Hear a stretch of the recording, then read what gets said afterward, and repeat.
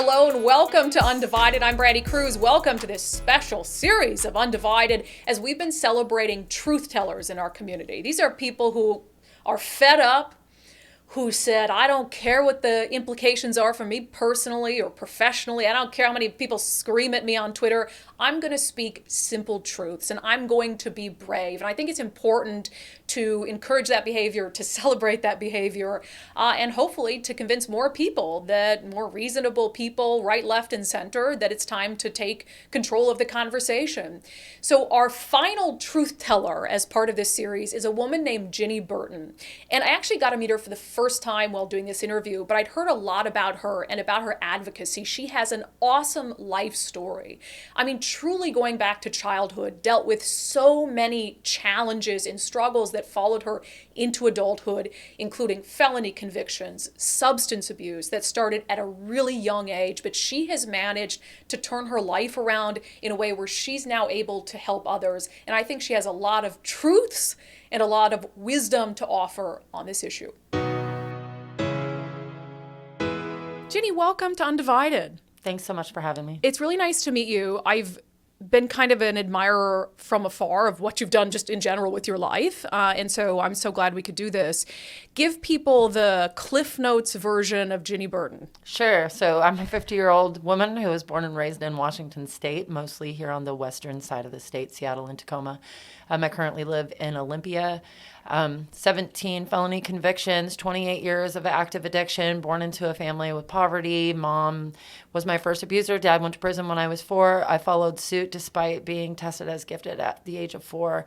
And having hopes and dreams of being an attorney and then following a very different trajectory. 3 prison stays. And then at the age of 40, while looking at my 4th prison term, making the decision to surrender to the destruction of my life and change it. Didn't matter to me where that happened, whether it was a jail cell, prison, or out on the streets. I knew that I was really tired of screwing myself over.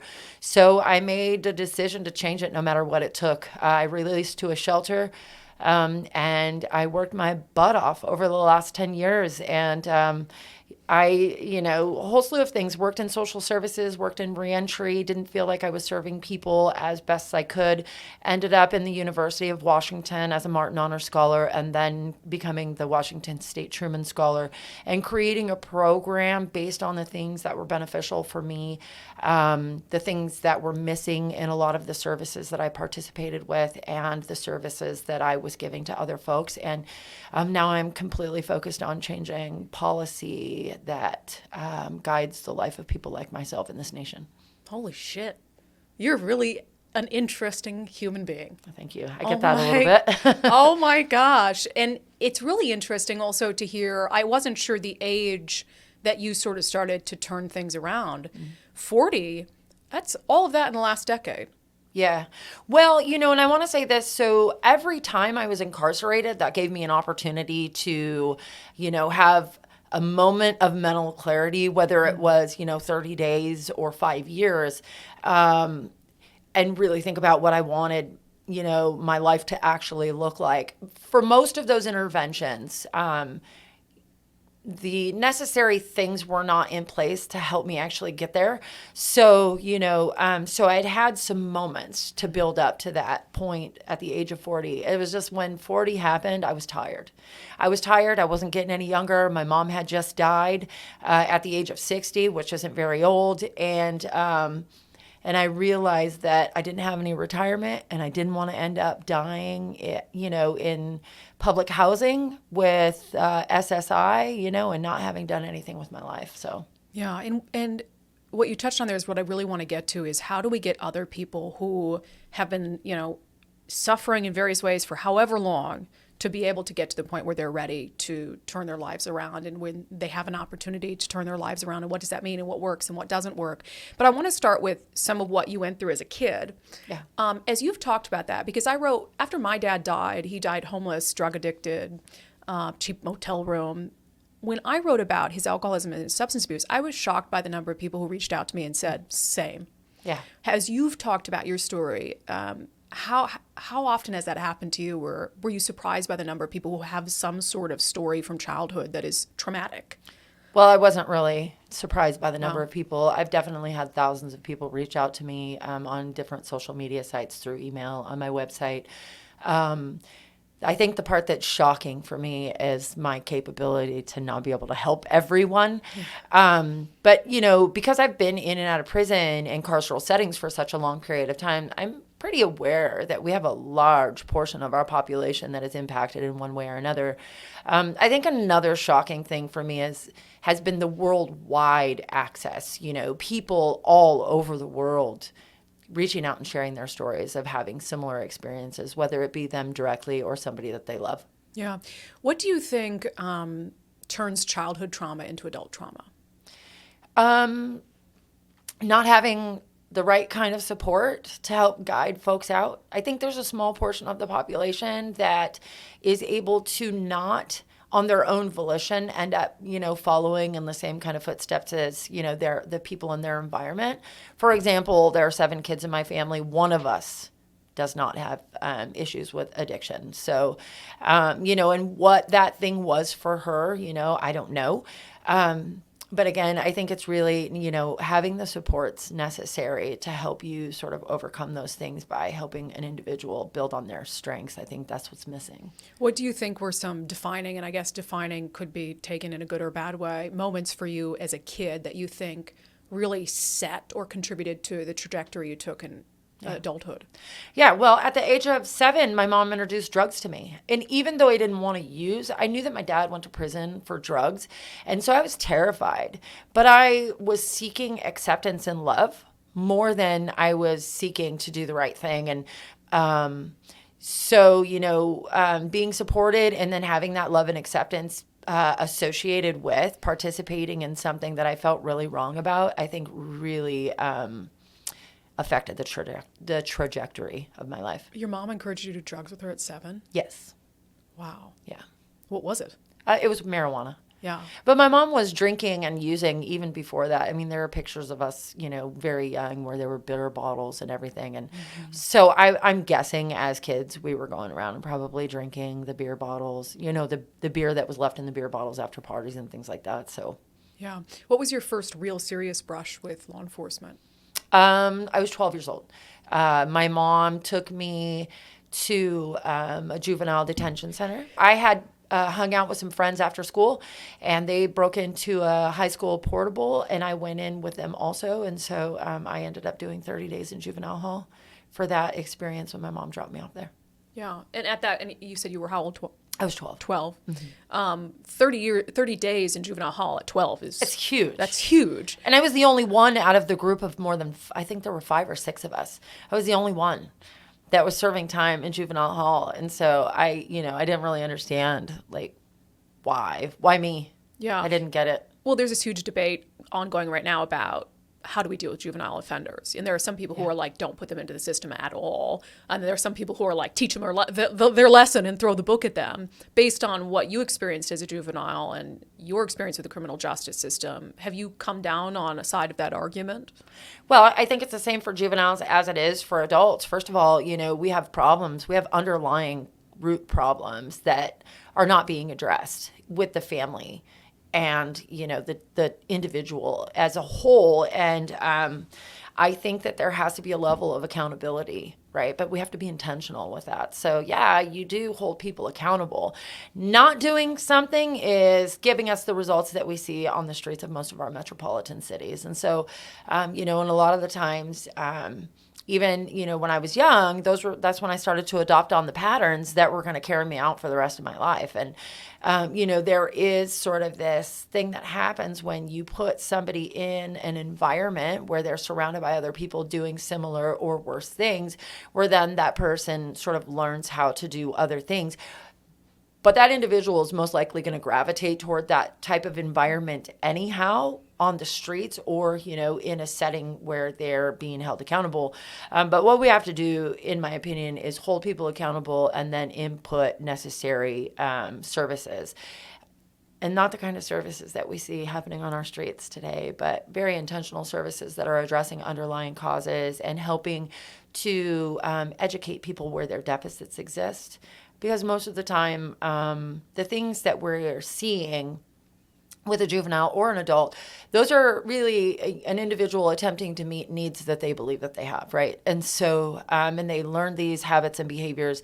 And that's not to say that some folks don't enjoy drug use. A lot of folks do, or whatever the case may be, you know, that they really want to be doing these things. But some of these things are learned behaviors. And so, you know, addressing where the deficits exist and then meeting that with, you know, education and services that actually help an individual to not just hit the ground running post-release, but to get their lives together and be able to have authority in their life in a way that gets their needs met, I think is a huge, huge missing component. Yeah, and what you mentioned there, that's a societal good. You know, the whole, and I'm a law and order person, but I also understand that you have to make sure, do everything you can to make sure when they get out, you've put them on a path where they're not going to repeat the behavior again. I mean, that is a societal good.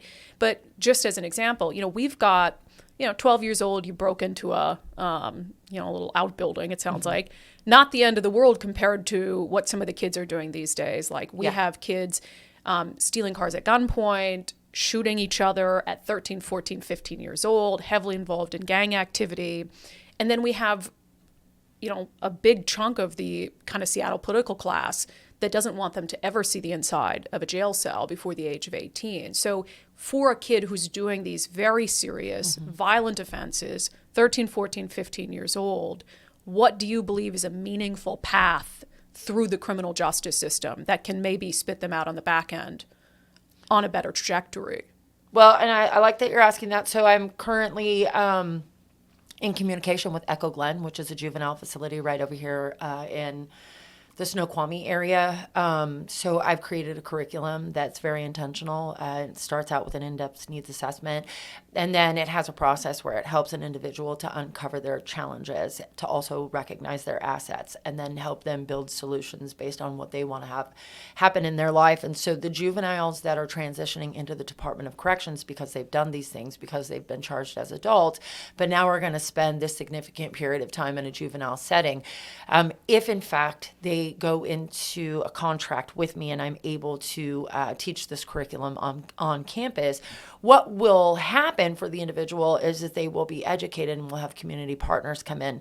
So they'll really be able to recognize where their challenges existed, the behaviors that were present that help them make these decisions to get into this situation, how they can take responsibility for what they've done and turn those things around while adopting on the necessary educational skills, not just, academic education, but, personal relationship education, different things like that. All of the multiple components that have kept them, sort of suspended in this so that they can own their life. So, having a very intentional program during incarceration, having intentional incarceration. And when I think about the idea of incarceration, I'm talking about removal from the destructive path, whether that is something with bars or whether that is, a facility where people just have rooms that they get the opportunity to access, but they're living isolated from, another portion of society where they've tended to victimize folks, right? Whether that's an individual that is over the age of 18 or under the age of 18. So I really believe that we have to address the juvenile justice system in a very intentional way as well. But there are missing components, and not doing anything is as problematic as incarcerating without intention, if that makes sense. It does.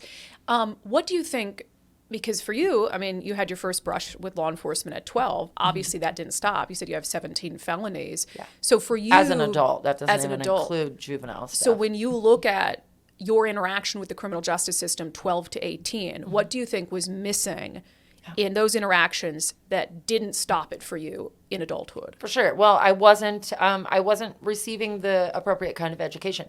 We were not assessing where deficits existed in my, knowledge to be able to navigate society successfully, if that makes sense. So, a normal person, and I don't even know how to effectively use that word, but, most children are raised in homes to learn right and wrong, to learn how to navigate society, to learn how to deal with their emotions. There are a lot of us that grow up in certain areas where, chaos and violence and drugs and alcohol dominate the home, and, or, foster care. People are ripped out of, their homes, and they see a lot of things that really sort of give them this idea that life is supposed to look this different way. And, let's just use this example. So I'm being beaten as a child. I learn at a specific age that I can use violence to control my environment. And what happens when I act out violently and I am able to actually dominate the situation, I stop getting hit in my home, right? So that becomes a habit for me to dominate my environment, to take control so that I am no longer afraid. And then I start to use that same behavior outside of my home environment. What ends up happening, and it's by this time it's become a pattern, right? That I act out violently, that my skills to deal with my emotions have now turned into this, external behavior. But this external behavior now is a cause for arrest, but how do I break that without the right kind of teaching, right? And so, and along with the violence, maybe there's poverty, you're not eating all the time, like all of these different contributing factors, right? So, really being able to teach an individual how to get their needs met in these ways that's not destructive, does not cause further damage down the road, if that makes sense. It does. I wonder, though, how you deal with factors that are out of that child's control. You mentioned a couple of them. So if you, for instance, as an example, if you've got a kid at Echo Glen and you're trying to make sure that they get everything they need from an education perspective, identifying what's going on in their life, and then they're done at Echo Glen and you ship them back to a house that's a shitty environment that contributed to their crime in the first place, how does that child now again try to navigate the same environment that helped set them on a negative path? Sure. So in regards to the program that I may potentially, hopefully, we'll keep our fingers crossed, that I get to implement in Echo Glen, the folks that I would be working with specifically will be transitioning out as adults. So not certain if they'd go back to that same environment. Yeah. But, that's where it becomes very necessary for us as a system and I'm talking about our entire criminal justice system, our government. We have a state system, Department of Social and Health Services, Child Protective Services. We have a lot of systems that like to intervene in the lives of people and make decisions to remove without requiring or mandating families to participate in holistic education. So it is my belief that we do need to intervene.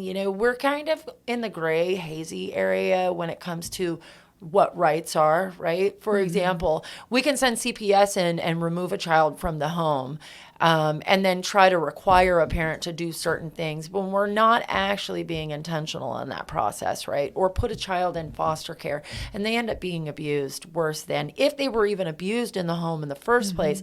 But, putting them in this kind of environment where, they're being molested, they're being beaten, or whatever the case may be. So, it is my belief that we need to, for younger children that are going to be put back into that environment, that we need to be very intentional. We need to be providing parents with the same kind of services, right? The same kind of intentional services that really help individuals to overcome the challenges that caused the problem in the first place. Yeah, because I think we can all agree that maintaining a family unit is a key.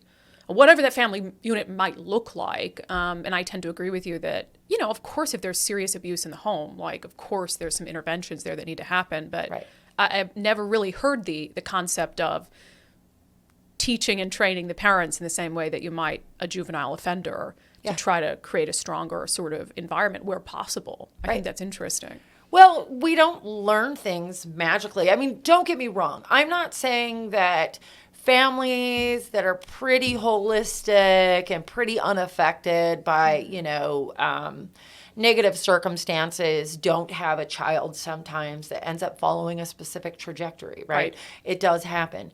But at the same time, even with that child, trying to turn that child's life around, and there's never going to be 100% efficacy with anything, but you'll definitely have improvement, especially when it comes to kids who have come from homes that we would consider broken homes or affected homes, right? There are missing components, and kids, just like anybody else, they learn everything from their parents. The first number of years are our foundational years, and so those are often the years that we fall back on. I've had to look at my own life and recognized that a lot of my skills came from between the ages of 0 to 7, you know. Even at the age of 40, while I was sitting in jail, I had a conversation with my 6-year-old self, and because I was able to really envision the expectations that I had on that small child, because I had a child that was 6. And I was finally able to identify how I held myself responsible for things I wasn't capable of actually navigating at that age, because I asked myself with my own 6-year-old, you know, do I think that she would be capable of making those same kind of decisions, right? So we have to really recognize that, yes, kids like adopt on their patterns, you know, very holistically based on what their parents are teaching them. But if their parents don't have the skill set either, you know, it's really necessary for us to bring them together, even if it's a family that is really well put together, right? And so if they have a child, okay, well, we have understanding. We've gained a lot of awareness over the years, you know, with systems, people, behaviors, you know, how to intervene and do all these things. And so I think that counseling the entire family and providing the necessary resources, regardless of what the situation is what's necessary for us to rebuild our family units. Yeah, you make a good point, because I mean, I've talked to parents who, on the surface, they seem like good parents whose kids went on and got addicted to drugs. And so that certainly exists. It happens. Yeah, absolutely.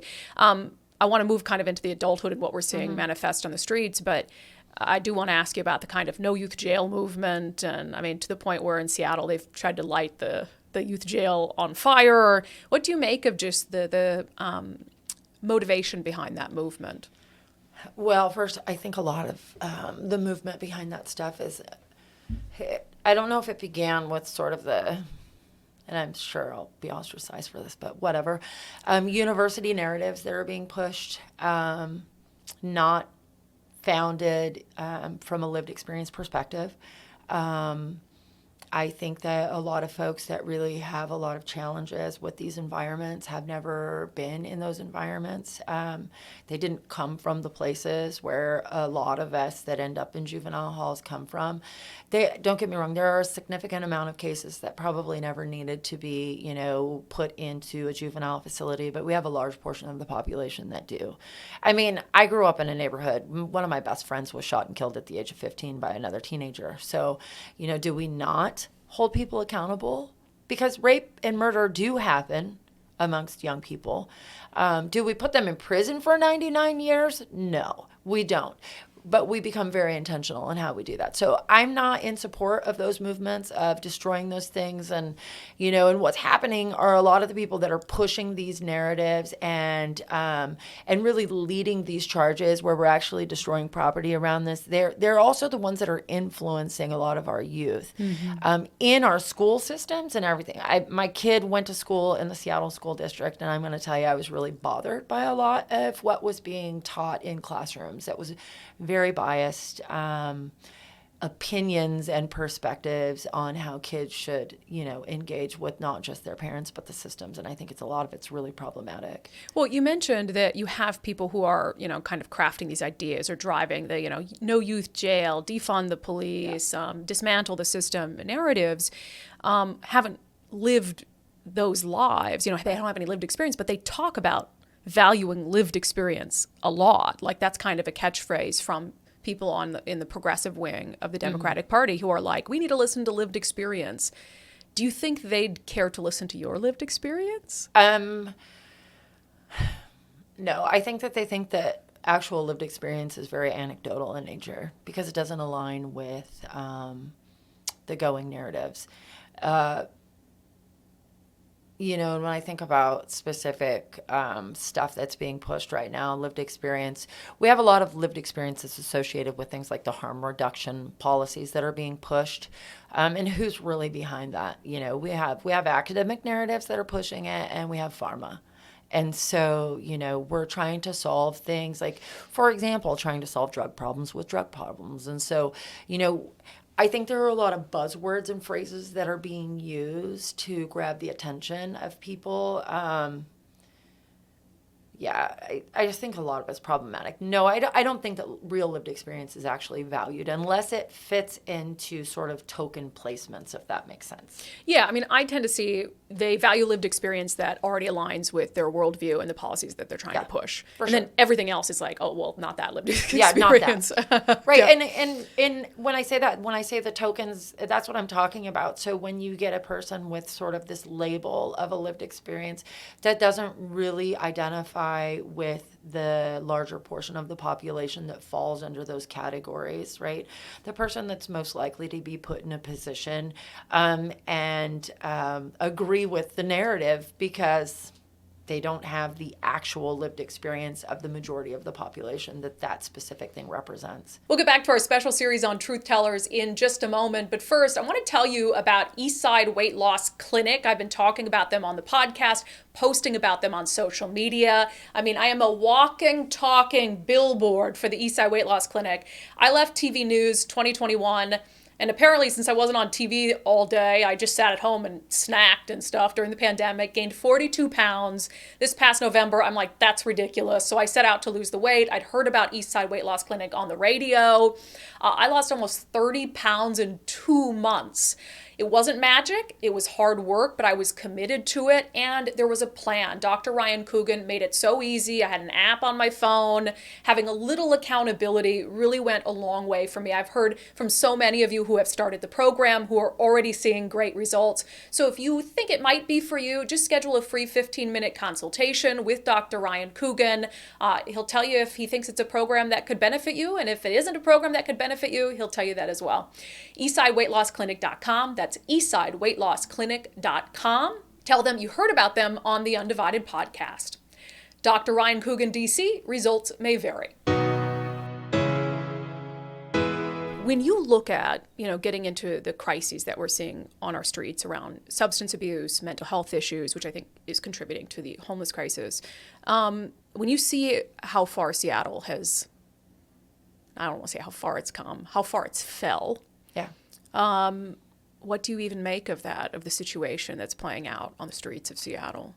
Well, I predicted it. I was in, what month was that? I want to say it must have been June of 2020, not long after George Floyd happened. I spoke up at it was the defund the police city council meeting. I lived in Seattle for 21 years. I moved in 2020. And because I could not align with, and never in a million years did I ever think something like this would ever come out of my mouth. I moved from Seattle. One of the main reasons is because of the political climate and what was happening to the city. So I stood up at a city council meeting. It was not long after Andrew Lewis became a city council member. We're both Truman Scholars, by the way. So he was on my committee, on the committee for my Truman Scholarship. But so I really thought I would have, a listening voice there or a listening ear that might support common sense. I'm just going to say that. And was not the case. I stood up in that meeting and I said, this is the worst thing that you could do. I literally was the only person, and I sat in that meeting and listened to so many people testify, so many recent graduates that worked in social services, a lot of folks that were pushing the narrative for social services, and a lot of students without lived experience. But I came and represented as a former criminal, drug addict, and person that would take absolute advantage of what they were proposing. I told them that they were inviting the Wild West into the city of Seattle, and they were not prepared for what they were actually inviting. Never mind that we were literally doing the exact same thing as San Francisco, and San Francisco has been circling the drain for how long? It is a failed experiment in San Francisco, and people have been moving out, and DAs are being recalled and all kinds of crazy stuff. And so, it was when some of those things were passing and the insanity that was going on there that I knew I had to get out. So I need to look back up that testimony. But here you are, former drug addict, 17-time felon, telling the Seattle City Council, don't defund the police. Do not do it. It's a bad idea. And nobody cared. Nobody cared. Yeah. Yeah. And so when you see 500 officers gone, the state of downtown Seattle in particular, record crime rates, record homicide rates. Yeah. how do we even begin to dig ourselves out of the hole that has been created in the last 3 years? Well, you need to change the arrest policies. So, and the autonomy was started being taken out of the hands of the police, even back to, I remember in 2015, I worked in social services for a period of time. And so I had a lot of interactions with the downtown police officers who didn't have autonomy to actually do their job. So the city attorney at the time, which was Pete Holmes, really tied the hands of the police in being able to actually do their jobs, because it's compassion to remove people from environments that are tremendously destructive in their lives. You know, we're calling it compassion to enable the further destruction of human life. And that for me is problematic. But, you know, when that meeting happened and they made the decision to take a whole bunch of money away from the police department, and I knew that that was going to eliminate the amount of police on the streets, that we were going to have the result of nobody answering the phone for 911. I knew that we were having problems. So I had a teenage daughter at the time. We lived near a couple of parks where people were starting to accumulate in tents. I couldn't even have my kid go to the park with our dog safely on her own, and I was not going to live in a community like that. So you brought up an important word, compassion, and I think the idea of compassion has been so misconstrued in the city of Seattle. And just it has been bent to fit whatever any activist group wants compassion and empathy to mean. Let's talk about that with the people living on the streets, in these encampments, on sidewalks, in city parks, wherever they can find a place. There is this whole movement of people that is stop the sweeps, leave these people in place, help them where they are, go to them where they are. How detrimental do you think that movement and that ideology is? Well, it's very detrimental. I would encourage the folks that are supporting and advocating for these ideas of compassion to go hang out in those encampments at night by themselves and to see what's happening to the young girls, and to see what's happening, you know, in the name of drugs. I would really invite them to go down there and spend some actual time, or just choose someone and take them home to your house. And then we can talk about compassion. So, you know, I think we do a lot of othering, and we hear this a lot in a progressive sort of voice. But when we stand amongst the folks that are falling over, loaded on fentanyl, the people that are living in feces, the people that are shooting dope on the streets, we look at them as though they're not human like ourselves, that somehow these things that we're supporting, this is all that they can do. They're not like us, right? That's just not the case. It's just not the case. And so, you know, the idea that supporting a person's personal destruction is compassion, to me, makes me ill. It makes me ill, because I know and understand the capability of that person. There is a Ginny inside of every one of those people. You know, maybe they're not focused on changing policy, but they definitely had hopes and dreams. You know, and I sort of, I've created this illustration. So say there's a 25-foot mud pit, and you have a whole bunch of people down in there, and they keep trying to climb out, but they keep sliding down, right? The sides are wet. You have a whole bunch of people on the outside saying, hey, don't even try. You're not going to get out, but it's okay because we're going to lower everything down that you need. And then you have somebody like me that comes by and says, I totally got out of the pit. I'm going to teach you how to get out of the pit. And everybody else around you is screaming at you, they can't. They can't. Wow. That's what we're doing. Mm-hmm. We're telling them that they can't. But if you just get the hell out of the way and let me and other people like me come, we can teach them how to get out of the pit. Are we going to have 100% efficacy? No. Some people are going to want to stay down there because it's a little bit easier. But we're not even giving people a chance. Let's talk about that. We want to get people out of the pit, right? Yeah. And so for you, I know you talked about how you had these moments of clarity during incarceration. Is that what it takes? Is arresting people for drugs, et cetera? Or one of the other, challenges we've run into is we'll have outreach workers and they'll go out 5, 6, 7 times, offer services, and there are no takers.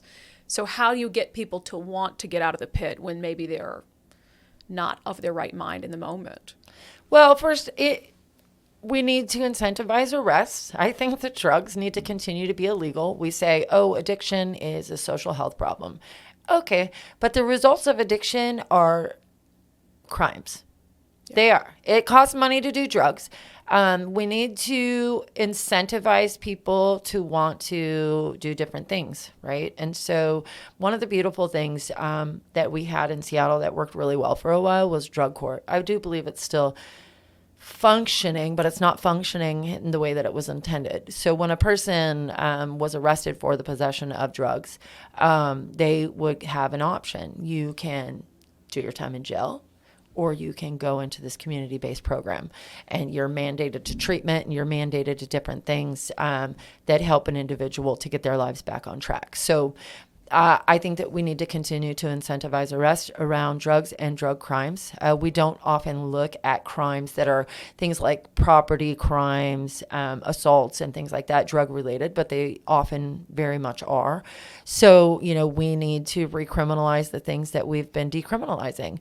And we need to incentivize people to actually participate in programs that are very intentional. Not one-dimensional, though, not just drug treatment. Because if you have the person that was completely discombobulated from childhood on, and all you're doing is addressing a symptom, then you're not going to have success on the back end. You're not. You have to be intentional, and so we have to give the system grace. Well, you only know what you know. If you've never done it, you've never lived it, how in the heck would you know how to address it, right? Well, we have enough people today that really have done these things. For example, myself, and I'm not the only one, where and that's one of the things I've done. I've created a very intentional program, so that we can collect data to show the efficacy of inputs and how they influence outcomes. But that's what we need to do. We need to incentivize arrests so that we can give people an option. But in those options, incarceration needs to look the same as the back end treatment program. So what do you mean by that? So they just have to both be very intentional in their approach. So if a person chooses to go to jail, okay, that's great. You can totally choose to go to jail. But during this time, you're going to engage with this. You're going to do an in-depth needs assessment. We're going to intentionally input these services. Oh, you want to choose treatment? Okay, that's great. We're going to do this in-depth needs assessment. We're going to assess deficit. We're going to then bring in these services necessary, right? And that's what we need to do. Today, there is a huge segment of the Democratic Party in Washington that doesn't believe that substance abuse should be a law enforcement issue. They just had, I'm sure you're familiar with the Blake decision, which nullified our state's felony drug possession statute.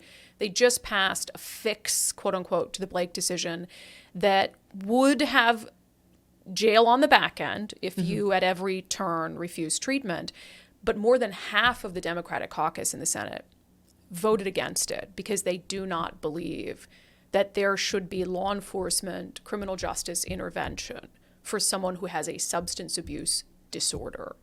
What do you make of that? I think that's extremely problematic. And we can look at that in regards to our current statistics on overdose and arrest rates, which are comparable. So in the last 2 years, we had an increase, a 44% increase. That's extreme in overdose deaths.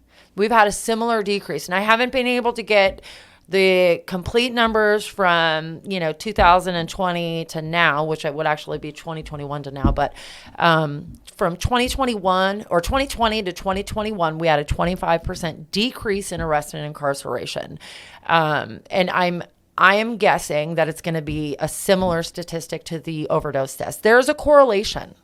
There is a correlation. So, but what we're trying to do now is we are trying to increase our safe injection sites in different states across the nation, right? Just so we can save lives. We're not looking to improve the quality of an individual's life. We're not looking at the people that are impacted by a person's drug use. And again, drugs are not free. And they create a level of deviance in an individual that does them. Even you can take the nicest church girl in the world. You start giving her cocaine and then you take away her ability to just have it, her or him, whatever. And that person starts to really think about, things, and not even just in that circumstance. When you put a mood changing, mind altering substance inside of somebody, something else is created too. Like they'll start doing things that they wouldn't normally do. But if you take that away, they become very willing to do all kinds of interesting things to get that and maintain that relationship with the drug. So, when saying that addiction in itself, definitely not a crime. Everything surrounding it, though, usually is something that transitions into non-law abiding order, right? So, well, you just look at that rich, high-profile attorney, Alex Murdaugh, who just got convicted of his wife and his son's murder in the South. Yeah. This is a guy who had a lot of money, a lot of prestige, and then he ended up having a $50,000 a week drug habit, and he stole from people. So even someone that highfalutin, they had to turn to crime to fund for drugs. The extent of his drug habit. You brought up something I am dying to get your opinion on, and that is the quote-unquote harm reduction. Yeah. Did you ever overdose? I have overdosed, yeah. Did you ever have any sort of like Narcan, reversal, anything like that done? No. I was thrown in a shower and people punching on my chest. So I was lucky enough to have that happen. But yeah, I have met and interviewed people who got saved by Narcan, 6, 7 times, and then all of a sudden, they had a come to Jesus moment. I mean, I have interviewed 2 guys who are now living great lives, married, kids, and their life was saved by Narcan. So I want to talk about Narcan, and then I want to talk about the other harm reduction, like needle exchanges. Yeah. There is a segment of people who don't believe that we should use Narcan. There are genuinely people who say, let them die. Right. Where do you stand on the use of Narcan repeatedly to bring someone back to life? Yeah, well, I mean, I think Narcan is great. I think some people intend to overdose intentionally. I think, though, there's a really huge sort of variation when it comes to harm reduction and harm reduction processes, right? So, I mean, we can take needle exchanges into consideration. So those started, I believe, as a result of HIV to reduce the spread.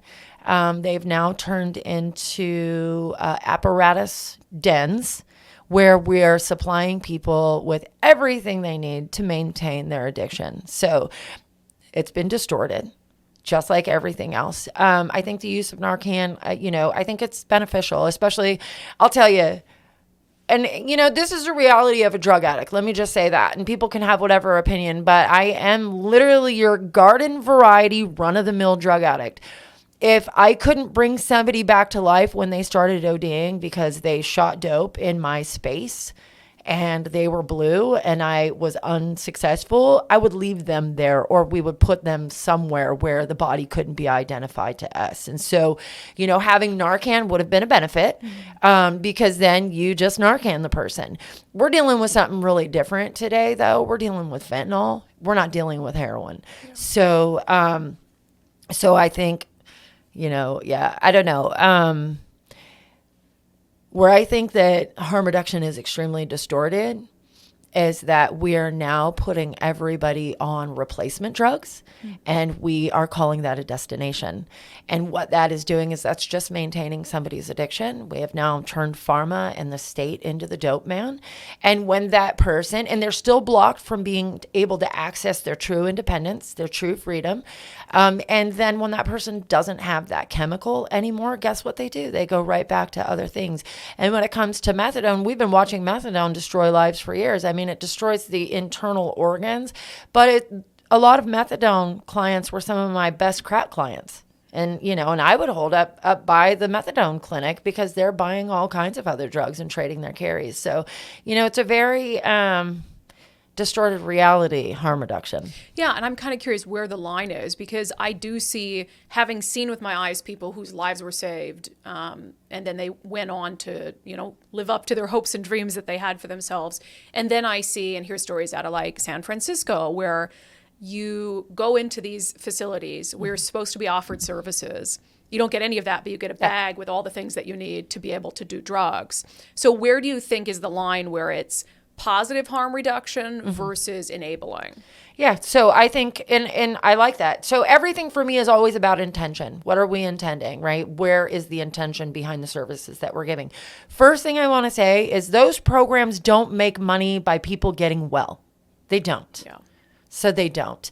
And for me, that's a problem. It's like, okay, so everybody says, oh, follow the money. Well, the money happens, and I know this because I worked in social services, if we had a reduction of bed use in the shelter, we were dinged percentages based on how many beds were not filled.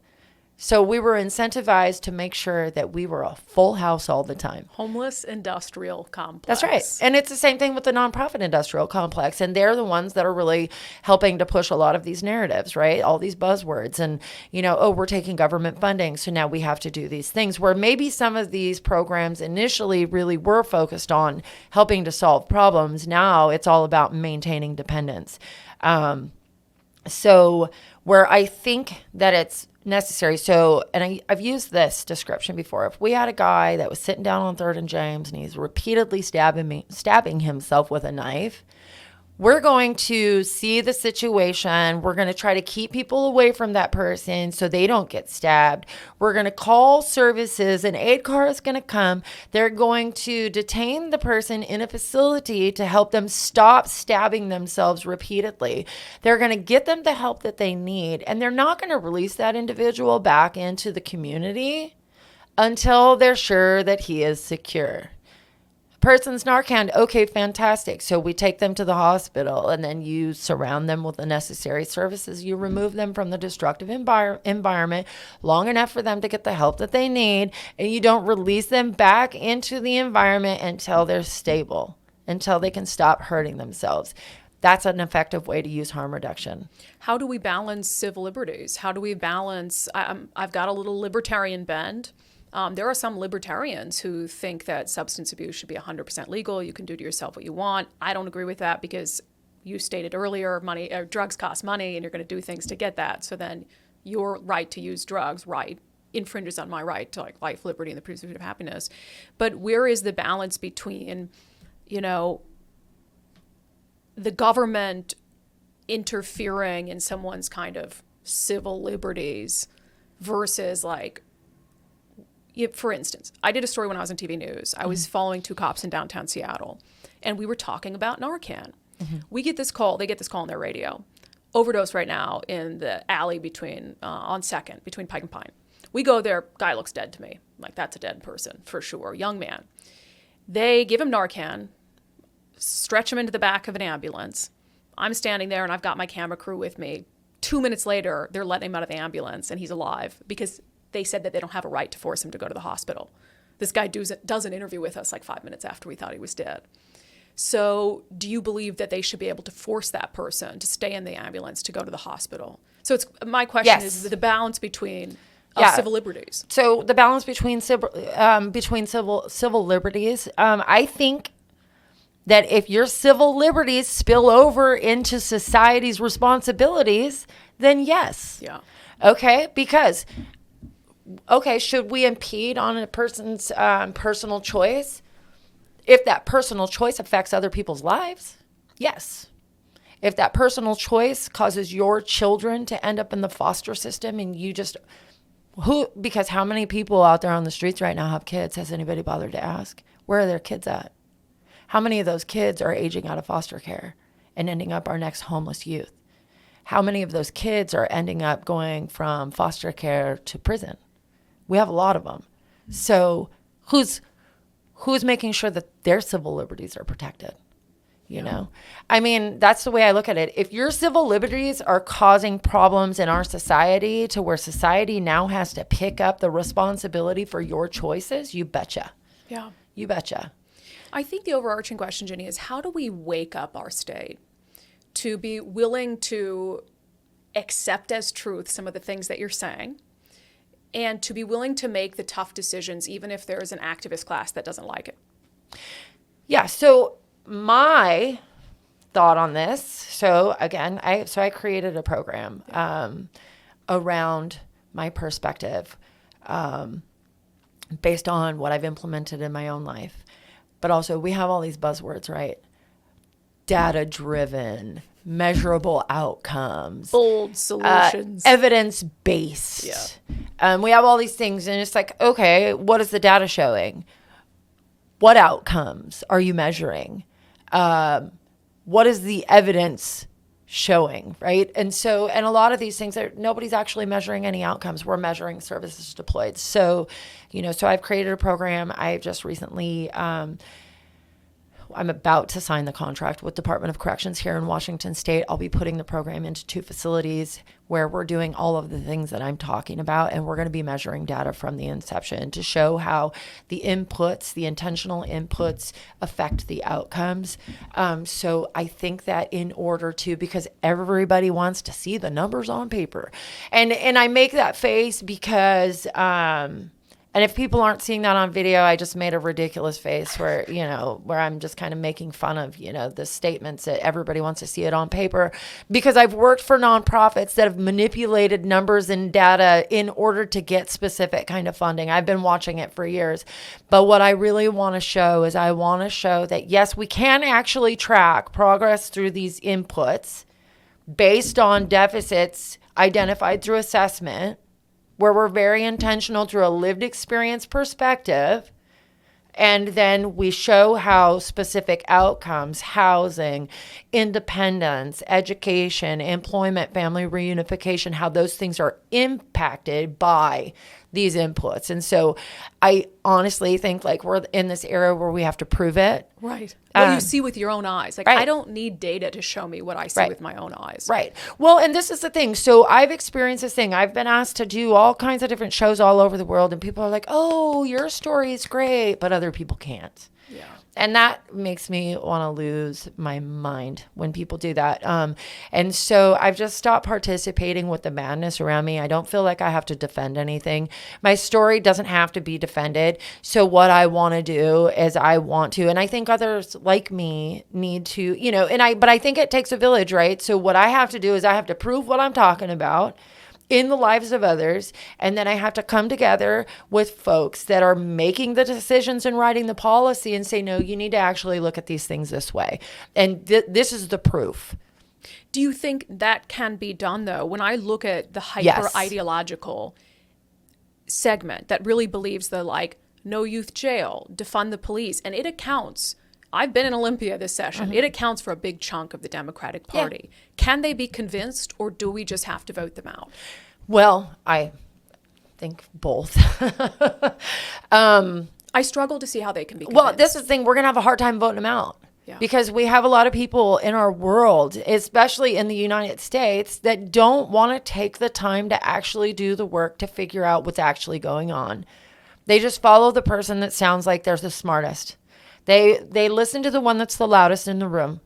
That doesn't always mean that the loudest in the room is the one that's actually going to rationally take us to a place where we have safer societies, reunified families, and intentional design in everything that we do, where people are actually flourishing. People are not flourishing.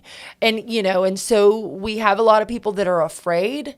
Most people are intimidated by what they experience around them. I personally don't care, but this is what I believe is going to happen. Same thing that we see happening in places like Vancouver and San Francisco. Things aren't being solved and people are moving. Real, genuinely nice people that just don't want to rock the boat are leaving because they're not comfortable with the environment around them. And it's only going to get worse. So we can wait for that. Or we can do something about it. So I'm just going to try to do something about it and try to get as many people to support that and then go and influence this stuff, because you can't really deny progress when it actually happens. I'm so disturbed by, how we've redefined things like progressive and, and all these different labels that suggest that, these things are the right way.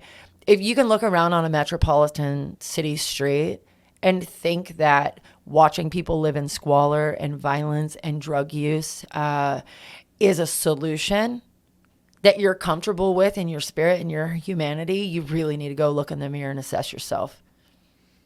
I think that's a really wonderful place to end and a good message to end on. Ginny Burton, we appreciate your time, your expertise on the issue, you saying the truth and not caring if anybody has a problem with it. I want to leave folks with this. What would give you hope today that we can solve these crises? If we actually start acting with intention for human flourishing. thank you to Ginny Burton. I told her we were sitting here and I was like, we're going to be best friends because I just feel like we have so many similar thoughts on these issues, but we also share a common denominator that we really genuinely don't care if people get mad at us for speaking the truth because we think it's important. I know you guys do too. And so I hope that throughout this special series celebrating truth tellers that you've been inspired to maybe complain behind the scenes less, do more, put those frustrations into action, as we talk about a lot on the show. And I love doing this series. I mean, I've been on vacation, and so that's why we pre-tape this series, but I think this is a good series to do even when I'm not on vacation, so we might have to do it again. If you've enjoyed the series, if you enjoy the show, I hope you'll become an unDivided subscriber. You can do that in two ways, patreon.com/undivided, or you can become a contributor on my locals community, brandykruse.locals.com.